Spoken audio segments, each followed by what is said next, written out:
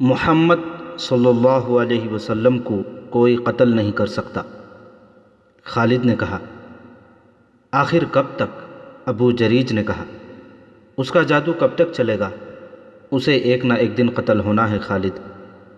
ابو جریج نے خالد کے قریب ہوتے ہوئے پوچھا، کیا تم نے محمد صلی اللہ علیہ وسلم کے قتل کی کبھی کوئی ترکیب سوچی ہے؟ کئی بار، خالد نے جواب دیا۔ جس روز میرے قبیلے نے بدر کے میدان میں شکست کھائی تھی، اس روز محمد صلی اللہ علیہ وسلم کو اپنے ہاتھوں قتل کرنے کی ترکیبیں سوچ رہا ہوں، لیکن میری ترکیب کارگر نہیں ہوئی۔ کیا وہ ترکیب مجھے بتاؤ گے؟ کیوں نہیں، خالد نے جواب دیا، بڑی آسان ترکیب ہے۔ یہ ہے کھلے میدان میں آمنے سامنے کی لڑائی، لیکن میں ایک لشکر کے مقابلے میں اکیلا نہیں لڑ سکتا۔ ہم 3 لڑائیاں ہار چکے ہیں۔ خدا کی قسم، ابو جریج نے قہقہا لگا کر کہا، میں نے کبھی نہیں سوچا تھا کہ ولید کا بیٹا بے وقوف ہو سکتا ہے۔ میں یہودیوں جیسی ترکیب کی بات کر رہا ہوں، میں دھوکے اور فریب کی بات کر رہا ہوں۔ محمد کو تم آمنے سامنے کی لڑائی میں نہیں مار سکتے، اور تم اسے فریب کاری سے بھی نہیں مار سکتے۔ خالد نے کہا، فریب کبھی کامیاب نہیں ہوا۔ بوڑھا ابو جریج خالد کی طرف جھکا اور اس کے سینے پر انگلی رکھ کر بولا، کسی اور کا فریب ناکام ہو سکتا ہے، یہودیوں کا فریب ناکام نہیں ہوگا۔ اس کی وجہ یہ ہے کہ فریب کاری یہودیوں کے مذہب میں شامل ہے۔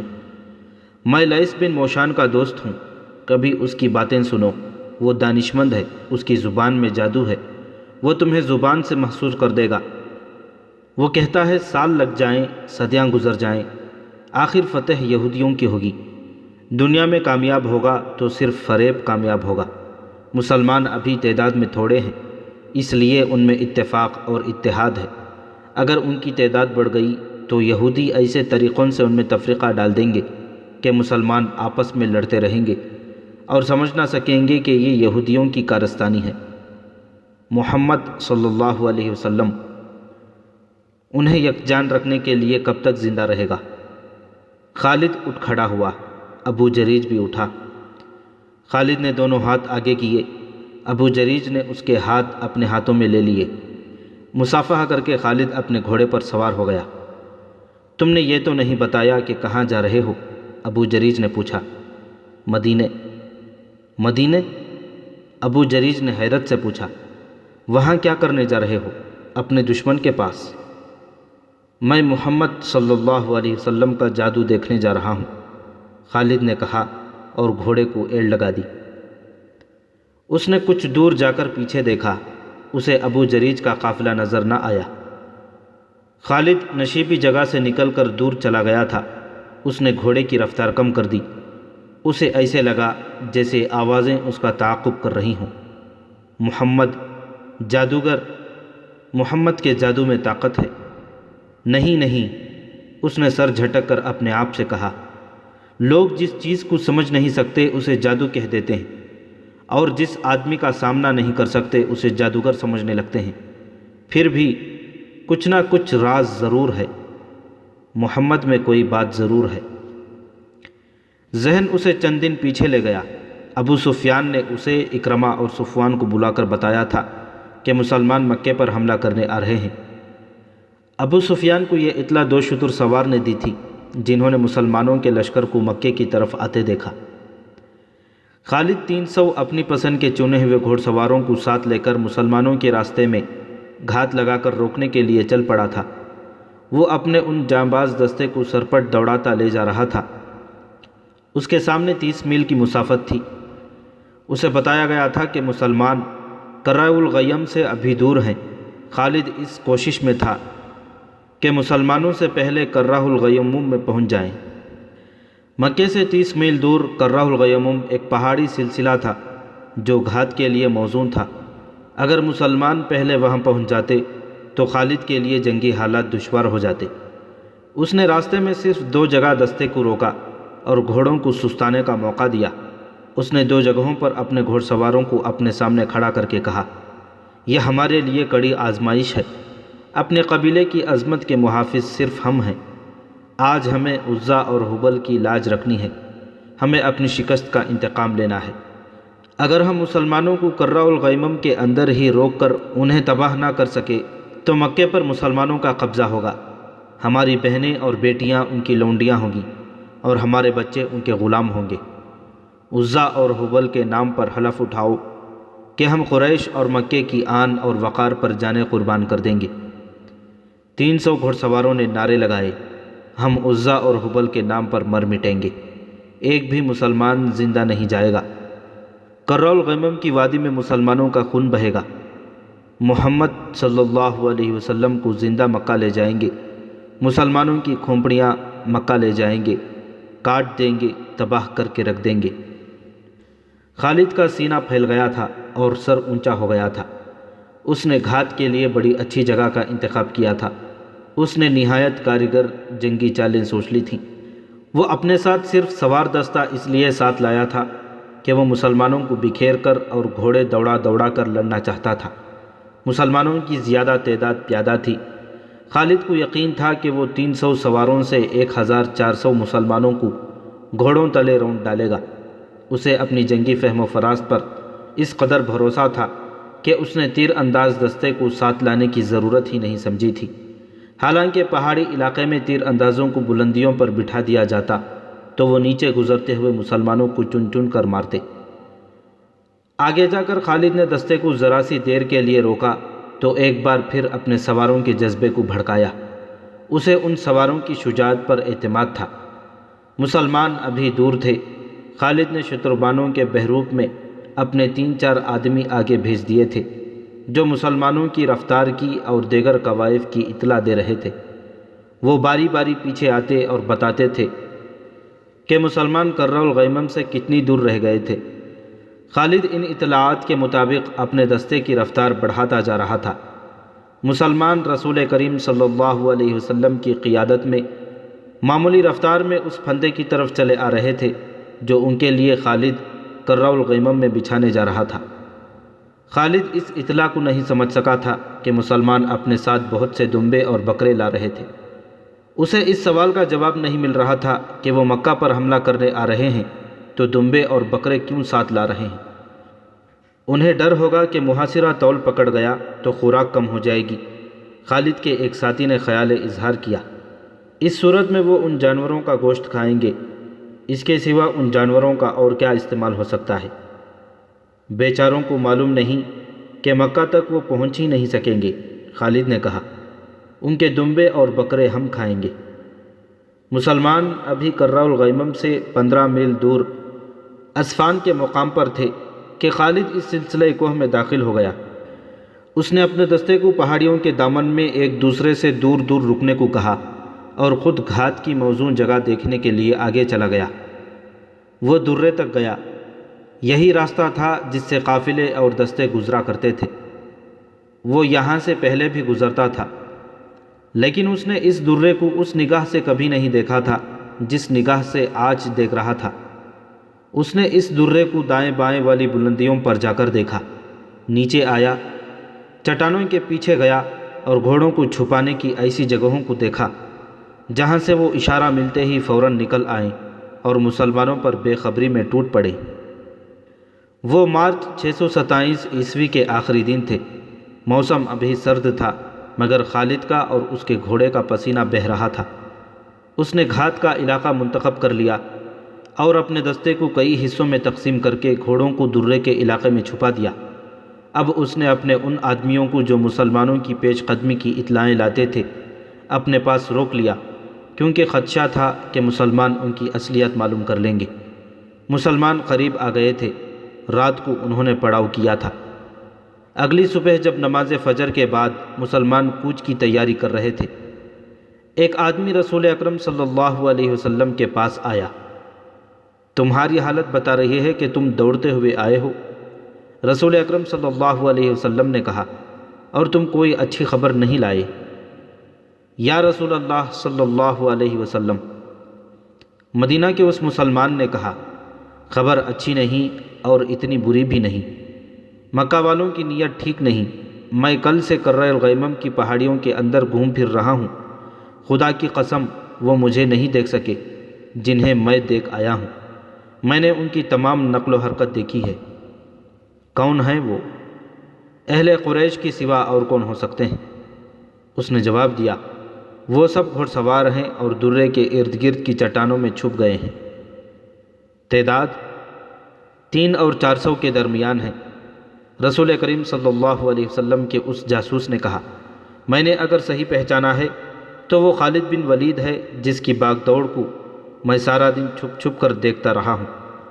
میں اتنے قریب چلا گیا تھا کہ وہ مجھے دیکھتے تو قتل کر دیتے۔ خالد نے اپنے سواروں کو درے کے ارد گرد پھیلا کر چھپا دیا ہے۔ کیا یہ غلط ہوگا کہ وہ گھات میں بیٹھ گئے ہیں؟ مکہ والوں کو ہمارے آنے کی اطلاع ملی تو وہ سمجھے ہوں گے کہ ہم مکے کا محاصرہ کرنے آئے ہیں۔ صحابہ اکرام رضی اللہ تعالیٰ عنہم اجمعین میں سے کسی نے کہا، قسم خدا کی جس کے ہاتھ میں ہم سب کی جان ہے۔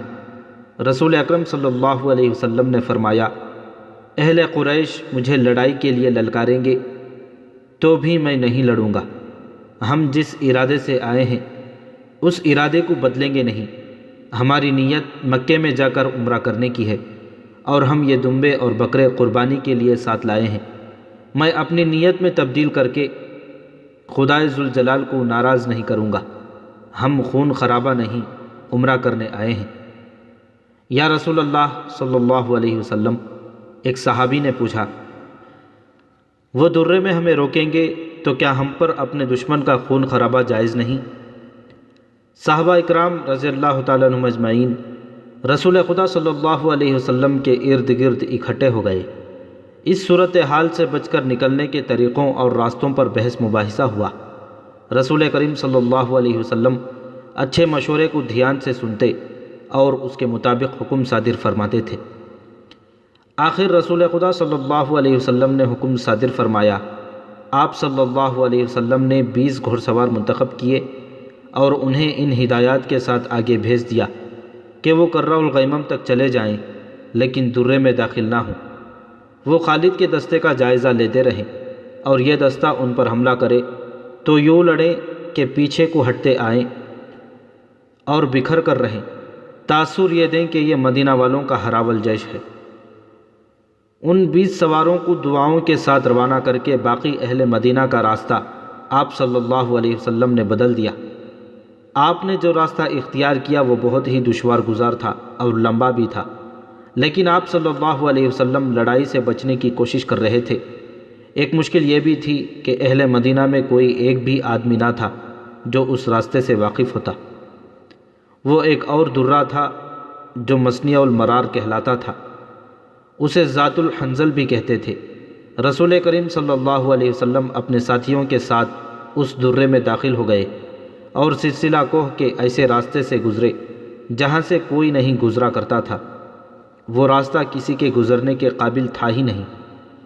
خالد کی نظریں مسلمانوں کے ہراول دستے پر لگی ہوئی تھیں، لیکن ہراول کے یہ 20 سوار رک گئے تھے۔ کبھی ان کے 2-3 سوار درے تک آتے اور ادھر ادھر دیکھ کر واپس چلے جاتے۔ اگر وہ 20 کے 20 سوار درے میں آ بھی جاتے تو خالد انہیں گزر جانے دیتا، کیونکہ اس کا اصل شکار تو پیچھے آ رہا تھا۔ ان 20 سواروں پر حملہ کر کے وہ اپنی گھات کو بے نقاب نہیں کرنا چاہتا تھا۔ یہ کوئی پرانا واقعہ نہیں تھا، چند دن پہلے کی بات تھی۔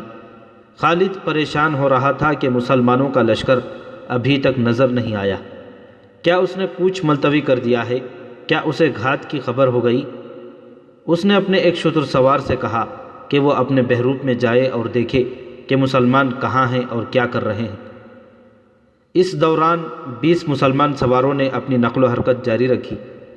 1-2 مرتبہ وہ درے تک آئے اور ذرا رک کر واپس چلے گئے۔ 1-2 مرتبہ وہ پہاڑیوں میں کسی اور طرف سے داخل ہوئے۔ خالد چھپ چھپ کر ادھر آیا، وہ سوار وہاں سے بھی واپس چلے گئے۔ اس طرح انہوں نے خالد کی توجہ اپنے اوپر لگائے رکھی۔ خالد کے سوار اشارے کے انتظار میں گھات میں چھپے رہے۔ سورج غروب ہو چکا تھا جب خالد کا شتر سوار جاسوس واپس آیا۔ وہ وہاں نہیں ہیں، جاسوس نے خالد کو بتایا۔ کیا تمہاری آنکھیں اب انسانوں کو نہیں دیکھ سکتی؟ خالد نے تنزیہہ لہجے میں کہا۔ صرف ان انسانوں کو دیکھ سکتی ہیں جو موجود ہوں، شتر سوار نے کہا۔ جو نہیں ہیں وہ نہیں ہیں، وہ کوچ کر گئے ہیں۔ کدھر گئے ہیں میں نہیں بتا سکتا۔ خالد اور زیادہ پریشان ہو گیا۔ سحرا کی شام گہری ہو گئی تو اس نے محسوس کیا کہ مسلمانوں کے ہراول کے سوار بھی وہاں نہیں ہیں۔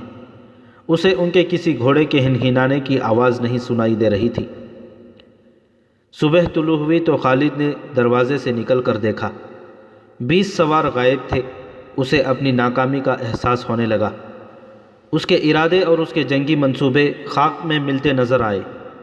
اس نے سوچا کہ خود اسفان تک چلا جائے، لیکن پہچانے جانے کے ڈر سے رکا رہا۔ اس نے 2-3 آدمی اونچی پہاڑیوں پر بھیج دیے کہ وہ ہر طرف نظر رکھیں۔ دن آدھا گزر گیا تھا، اسے کوئی اطلاع نہ ملی۔ مسلمانوں کے ہراول کے 20 سوار بھی نظر نہ آئے۔ اسے توقع تھی کہ وہ آئیں گے۔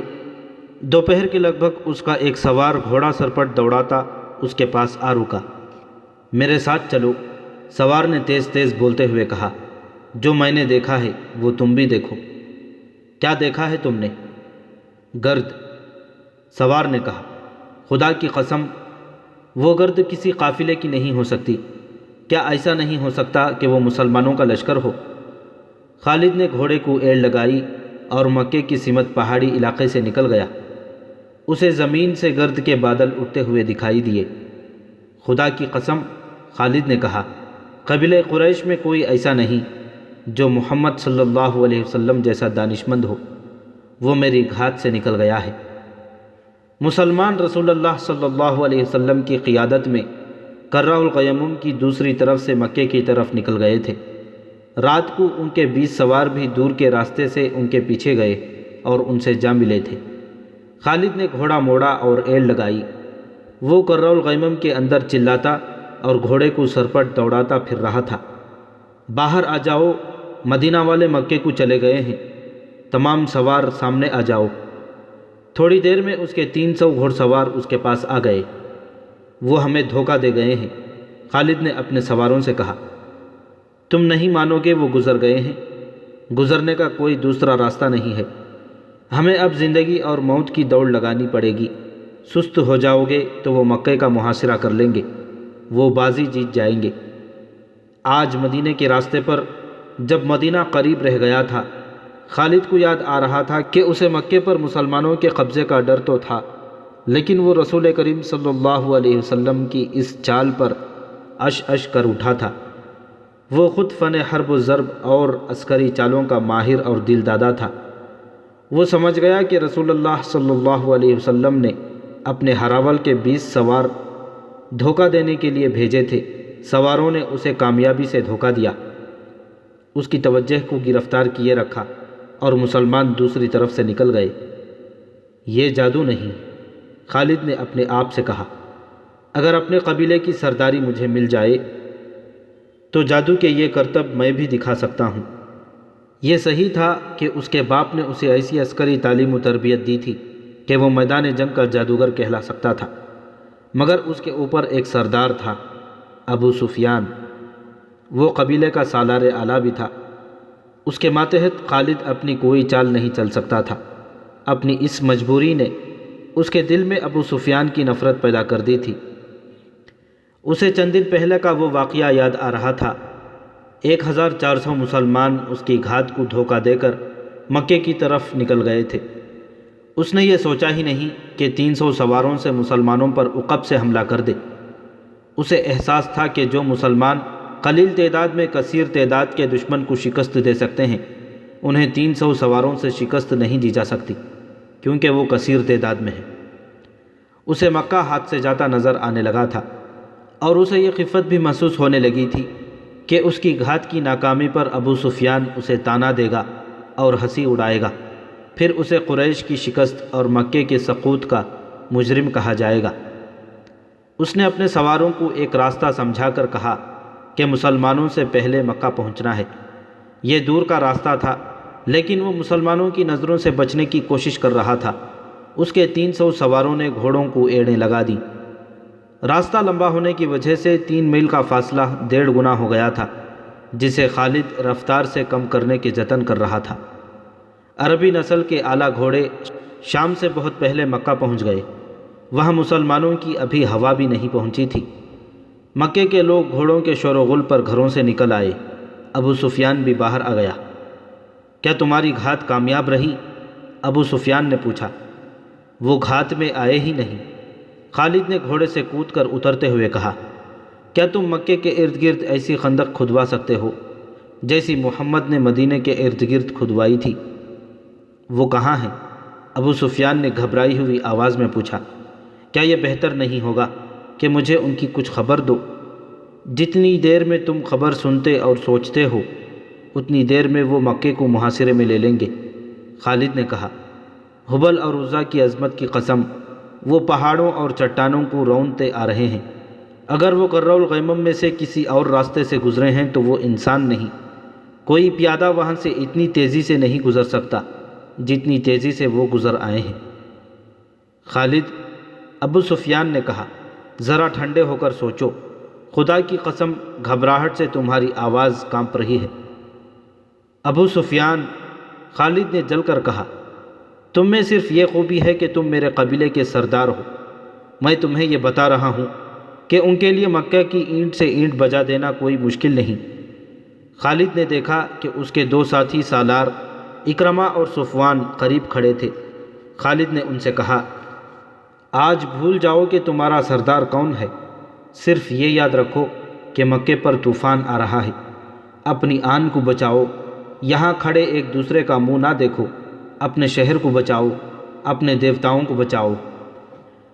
سارے شہر میں بھگدڑ بپا ہو گئی۔ لڑنے والے لوگ برچھیاں، تلواریں اور تیر کمان اٹھائے مکے کے دفاع کو نکل آئے۔ عورتوں اور بچوں کو ایسے بڑے مکانوں میں منتقل کیا جانے لگا جو قلعوں جیسے تھے۔ جوان عورتیں بھی لڑنے کے لیے تیار ہو گئیں۔ یہ ان کے شہر کا اور جان و مال کا ہی نہیں، ان کے مذہب کا بھی مسئلہ تھا۔ یہ دو نظریوں کی ٹکر تھی، لیکن خالد اسے اپنی ذاتی وقار کا اور اپنے خاندانی وقار کا مسئلہ سمجھتا تھا۔ اس کا خاندان جنگ و جدل کے لیے مشہور تھا۔ اس کے باپ کو لوگ عسکری قائد کہا کرتے تھے۔ خالد اپنے خاندان کے نام اور خاندانی روایات کو زندہ رکھنے کی سر توڑ کوشش کر رہا تھا۔ اس نے ابو سفیان کو نظر انداز کر دیا، اکرمہ اور صفوان کو ساتھ لیا اور ایسی چالیں سوچ لیں جن سے وہ مسلمانوں کو شہر سے دور رکھ سکتا ہے۔ اس نے سواروں کی کچھ تعداد اس کام کے لیے منتخب کر لی کہ یہ سوار شہر سے دور چلے جائیں اور مسلمان اگر محاصرہ کر لیں تو یہ گھڑ سوار عقب سے محاصرے میں حملہ کر دیں، مگر وہاں جم کر لڑے نہیں بلکہ محاصرے میں کہیں شگاف ڈال کر بھاگ جائیں۔ شہر میں افراتفری اور لڑنے والوں کی بھاگ دوڑ اور للکار میں چند ایک عورتوں کی مترنم آوازیں سنائی دینے لگیں۔ ان کی آوازیں ایک آواز بن گئی تھیں۔ وہ زیرینہ گیت گا رہی تھی جس میں رسول اللہ صلی اللہ علیہ وسلم کے قتل کا ذکر تھا۔ بڑا جوشیلا اور بھڑکا دینے والا گیت تھا۔ یہ عورتیں گلیوں میں یہ گیت گاتی پھر رہی تھیں۔ چند ایک مسلح شتر سواروں کو مدینہ کی طرف سے آنے والے راستے پر اور دو تین اور سمتوں کو دوڑا دیا گیا کہ وہ مسلمانوں کی پیش قدمی کی خبریں پیچھے پہنچاتے رہیں۔ عورتیں اونچے مکانوں کی چھتوں پر چڑھ کر مدینہ کی طرف دیکھ رہی تھیں۔ سورج افق میں اترتا جا رہا تھا۔ صحرا کی شفق بڑی دل فریب ہوا کرتی ہے، مگر اس شام مکہ والوں کو شفق میں لہو کے رنگ دکھائی دے رہے تھے۔ کہیں سے کسی بھی طرف گرد اٹھتی نظر نہیں آ رہی تھی۔ انہیں اب تک آ جانا چاہیے تھا۔ خالد نے اکرمہ اور صفوان سے کہا، ہم اتنی جلدی خندق نہیں کھود سکتے، ہم خندق کا سہارا لے کر نہیں لڑیں گے۔ اکرمہ نے کہا، ہم ان کے محاصرے پر حملہ کریں گے۔ صفوان نے کہا، ان کے پاؤں جمنے نہیں دیں گے۔ سورج غروب ہو گیا، رات گہری ہونے لگی، کچھ بھی نہ ہوا۔ مکے میں زندگی بیدار اور سرگرم رہی جیسے وہاں رات آئی ہی نہ ہو۔ عورتوں، بچوں اور بوڑھوں کو قلعوں جیسے مکانوں میں منتقل کر دیا گیا تھا، اور جو لڑنے کے قابل تھے وہ اپنے سالاروں کی ہدایت پر شہر کے ارد گرد اپنے مورچے مضبوط کر رہے تھے۔ رات آدھی گزر گئی، مدینہ والوں کی آمد کے کوئی آثار نظر نہ آئے۔ پھر رات گزر گئی۔ خالد، ابو سفیان نے پوچھا، کہاں ہے وہ؟ اگر تم یہ سمجھتے ہو کہ وہ نہیں آئیں گے تو یہ بہت خطرناک فریب ہے جو تم اپنے آپ کو دے رہے ہو۔ خالد نے کہا، محمد صلی اللہ علیہ وسلم کی عقل تک تم نہیں پہنچ سکتے۔ جو وہ سوچ سکتا ہے وہ تم نہیں سوچ سکتے۔ وہ آئیں گے۔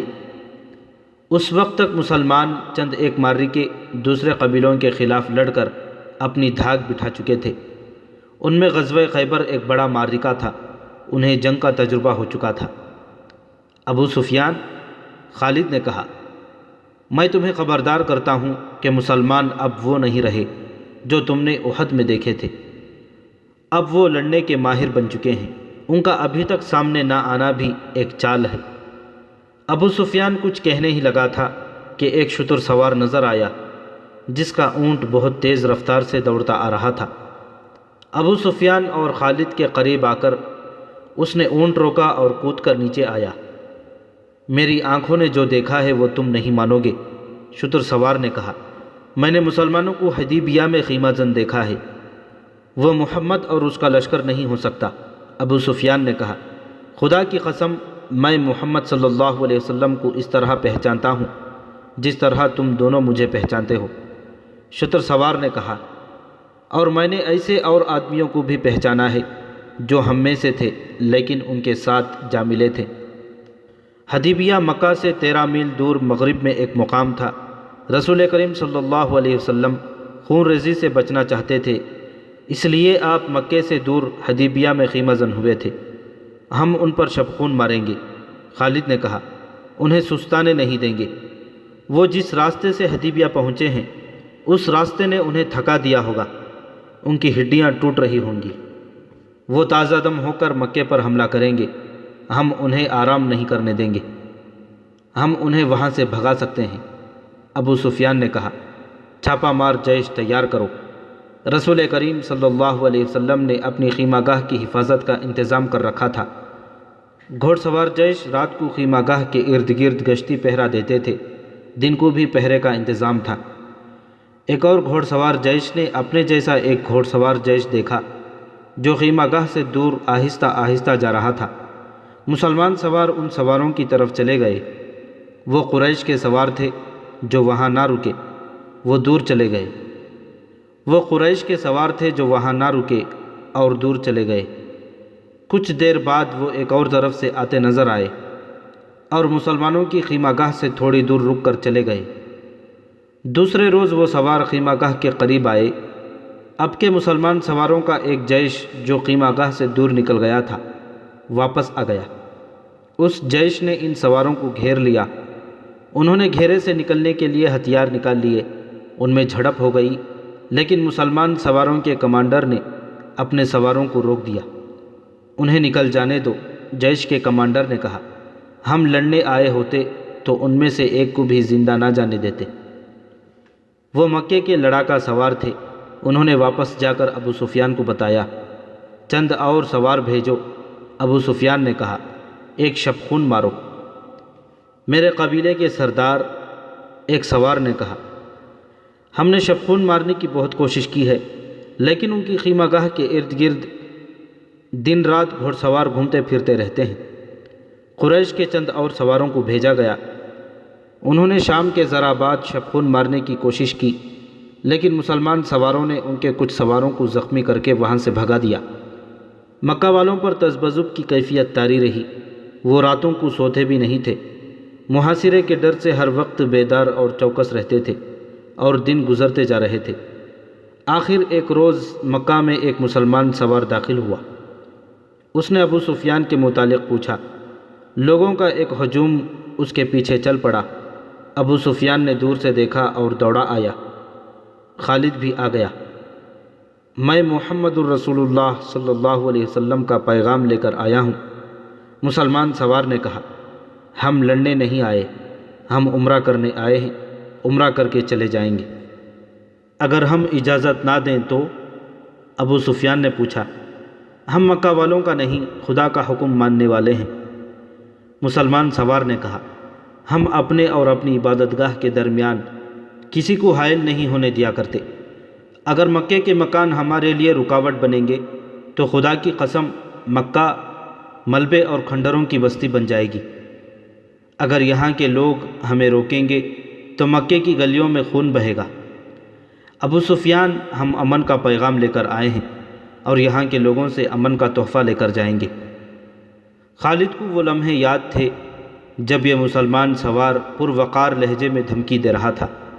خالد کا خون کھول اٹھنا چاہیے تھا، لیکن اسے یہ آدمی بڑا اچھا لگا تھا۔ اسے ابو سفیان کا جواب بھی جو اس نے رسول کریم صلی اللہ علیہ وسلم کو بھیجا تھا اچھا لگا تھا۔ ابو سفیان نے کہا تھا کہ دونوں طرف کے ذمہ دار آدمی صلح سمجھوتے کی شرائط طے کریں۔ پھر ایک صلح نامہ تحریر ہوا تھا جسے صلح حدیبیہ کا نام دیا گیا۔ مسلمانوں کی طرف سے اس پر رسول اکرم صلی اللہ علیہ وسلم نے اور قریش کی طرف سے سہیل بن عمرو نے دستخط کیے تھے۔ اس صلح نامے میں طے پایا تھا کہ مسلمان اور اہل قریش 10 سال تک نہیں لڑیں گے، اور مسلمان آئندہ سال عمرہ کرنے آئیں گے اور مکہ میں 3 دن ٹھہر سکیں گے۔ رسول کریم صلی اللہ علیہ وسلم قریش میں سے تھے۔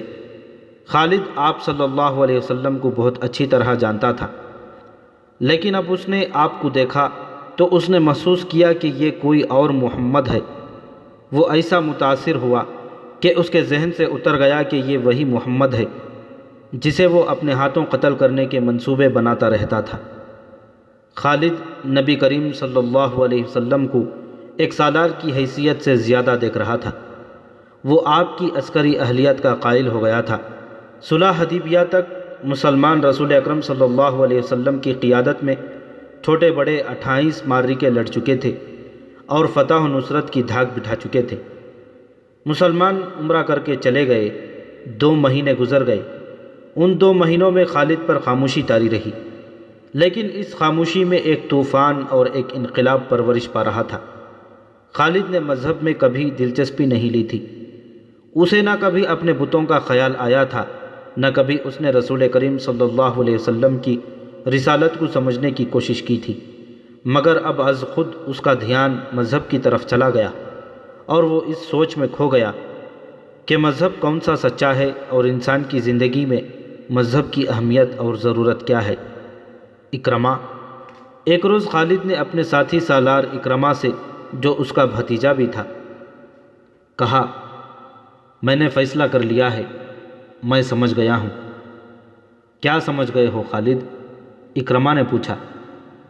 محمد جادوگر نہیں، خالد نے کہا، اور محمد صلی اللہ علیہ وسلم شاعر بھی نہیں۔ میں نے محمد کو اپنا دشمن سمجھنا چھوڑ دیا ہے۔ میں نے محمد کو خدا کا رسول تسلیم کر لیا ہے۔ حبل اور عزا کی قسم تم مذاق کر رہے ہو۔ اکرمہ نے کہا، کوئی نہیں مانے گا کہ ولید کا بیٹا اپنا مذہب چھوڑ رہا ہے۔ ولید کا بیٹا اپنا مذہب چھوڑ چکا ہے، خالد نے کہا۔ کیا تم بھول گئے کہ محمد صلی اللہ علیہ وسلم ہمارے کتنے آدمیوں کو قتل کرا چکا ہے؟ اکرمہ نے کہا، تم ان کے مذہب کو قبول کر رہے ہو جن کے خون کے ہم پیاسے ہیں۔ میں نے فیصلہ کر لیا ہے اکرمہ، خالد نے 2 ٹوک لہجے میں کہا، میں نے سوچ سمجھ کر فیصلہ کیا ہے۔ اسی شام ابو سفیان نے خالد کو اپنے ہاں بلایا۔ اکرمہ بھی وہاں موجود تھا۔ کیا تم بھی محمد صلی اللہ علیہ وسلم کی باتوں میں آ گئے ہو؟ ابو سفیان نے اس سے پوچھا۔ تم نے ٹھیک سنا ہے ابو سفیان، خالد نے کہا، محمد کی باتیں ہی کچھ ایسی ہیں۔ مشہور مورخ واقدی نے لکھا ہے کہ ابو سفیان قبیلے کا سردار تھا۔ اس نے خالد کا فیصلہ بدلنے کے لیے اسے قتل کی دھمکی دی۔ خالد اس دھمکی پر مسکرا دیا، مگر اکرمہ برداشت نہ کر سکا، حالانکہ وہ خود خالد کے فیصلے کے خلاف تھا۔ ابو سفیان، اکرمہ نے اسے کہا، میں تمہیں اپنے قبیلے کا سردار مانتا ہوں، لیکن خالد کو جو تم نے دھمکی دی ہے وہ میں برداشت نہیں کر سکتا۔ تم خالد کو اپنا مذہب بدلنے سے نہیں روک سکتے۔ اگر تم خالد کے خلاف کوئی کارروائی کرو گے تو ہو سکتا ہے میں بھی خالد کے ساتھ مدینے چلا جاؤں۔ اگلے ہی روز مکے میں ہر کسی کے زبان پر یہ الفاظ تھے، خالد بن ولید محمد کے پاس چلا گیا ہے۔ خالد یادوں کے ریلے میں بہتا مدینے کو چلا جا رہا تھا۔ اسے اپنا ماضی اس طرح یاد آیا تھا جیسے وہ گھوڑے پر سوار مدینے کو نہیں بلکہ پیادہ اپنی ماضی میں چلا جا رہا ہو۔ اسے مدینہ کے اونچے مکانوں کی منڈیریں نظر آنے لگی تھیں۔ خالد، اسے کسی نے پکارا، لیکن اسے گزرے ہوئے وقت کی آواز سمجھ کر اس نے نظر انداز کر دیا۔ اسے گھوڑوں کے ٹاپ سنائی دیے، تب اس نے دیکھا اسے 2 گھوڑے اپنی طرف آتے دکھائی دیے۔ وہ رک گیا، گھوڑے اس کے قریب آ کر رک گئے۔ ایک سوار اس قبیلے کا مشہور جنگجو عمرو بن العاص تھے اور دوسرے عثمان بن طلحہ، ان دونوں نے بھی اسلام قبول نہیں کیا تھا۔ کیا تم دونوں مجھے واپس مکہ لے جانے کے لیے آئے ہو؟ خالد نے ان سے پوچھا۔ تم کہاں جا رہے ہو؟ عمرو بن العاص نے پوچھا۔ اور تم دونوں کہاں جا رہے ہو؟ خالد نے پوچھا۔ خدا کی قسم ہم تمہیں بتائیں گے تو تم خوش نہیں ہوگے۔ عثمان بن طلحہ نے کہا، ہم مدینہ جا رہے ہیں، بات پوری کرو عثمان۔ عمرو بن العاص نے کہا، خالد ہم محمد صلی اللہ علیہ وسلم کا مذہب قبول کرنے جا رہے ہیں۔ ہم نے محمد صلی اللہ علیہ وسلم کو خدا کا سچا نبی مان لیا ہے، پھر ہم ایک ہی منزل کے مسافر ہیں۔ خالد نے کہا، آؤ اکٹھے چلیں۔ وہ 31 مئی 627 عیسوی کا دن تھا جب تاریخ اسلام کے دو عظیم جرنیل خالد بن ولید رضی اللہ تعالیٰ عنہ اور عمرو بن عاص رضی اللہ تعالیٰ عنہ مدینے میں داخل ہوئے۔ ان کے ساتھ عثمان بن طلحہ تھے۔ تینوں رسول کریم صلی اللہ علیہ وسلم کے حضور پہنچے۔ سب سے پہلے خالد بن ولید اندر گئے، ان کے پیچھے عمرو بن العاص اور عثمان بن طلحہ گئے۔ تینوں نے قبول اسلام کی خواہش ظاہر کی۔ رسول اللہ صلی اللہ علیہ وسلم اٹھ کھڑے ہوئے اور تینوں کو باری باری گلے لگا لیا۔